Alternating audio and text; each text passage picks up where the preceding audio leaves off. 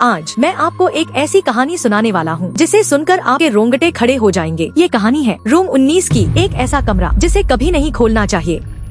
कहानी शुरू होती है 13 साल के एक लड़के अंकुर से। वह अपने स्कूल के साथ जंगल के बीच बने एक पुराने हॉस्टल में 3 दिन के कैंप पर आया था। हॉस्टल बहुत पुराना था, दीवारें नम, लकड़ी का फर्श हर कदम पर चरमराता हुआ और पूरे हॉस्टल में सिर्फ एक ही कमरा ऐसा था जो बंद नहीं था, room 19। Camp teacher miss Sharma ने सभी बच्चों को साफ चेतावनी दी थी, कोई भी बच्चा रूम 19 के पास नहीं जाएगा, वह जगह सुरक्षित नहीं है। अंकुर को ये बात बहुत अजीब लगी। आखिर एक कमरे में ऐसा क्या हो सकता है। रात लगभग 11 बजे उसका नींद से अचानक जागना हुआ। उसे लगा जैसे बाहर कोई दरवाजा धीरे धीरे हिल रहा हो। वह खिड़की के पास गया और उसका दिल धक से रह गया। रूम 19 का दरवाजा अपने आप हिल रहा था, जैसे अंदर कोई उसका इंतजार कर रहा हो। अंकुर घबरा गया, लेकिन खुद को समझाने लगा शायद हवा होगी, और वापस सोने चला गया। लेकिन जाने से पहले उसकी नजर कमरे के अंदर पड़ी। वहाँ एक काली छाया खड़ी थी, बिल्कुल स्थिर, बिल्कुल शांत। अगले दिन कैंप में बच्चों की हंसी मजाक, खेल कूद सब चल रहा था, पर अंकुर का ध्यान बार बार हॉस्टल की तरफ जा रहा था। उसे वही बूढ़ा चौकीदार दिखा।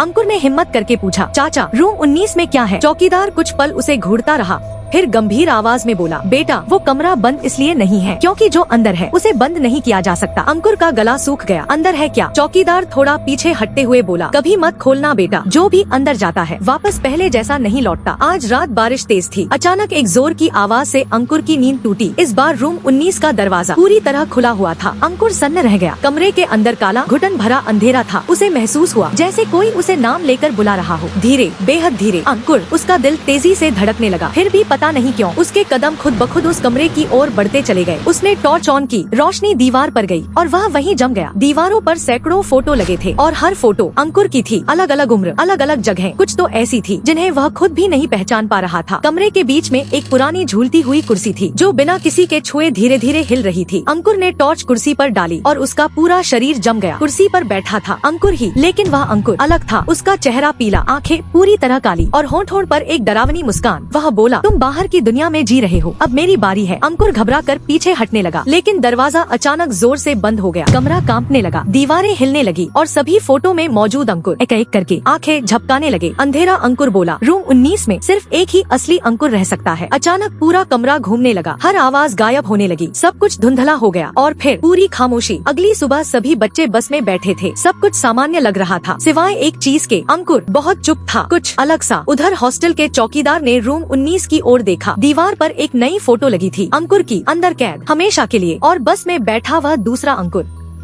धीरे से मुस्कुराया। कहानी खत्म।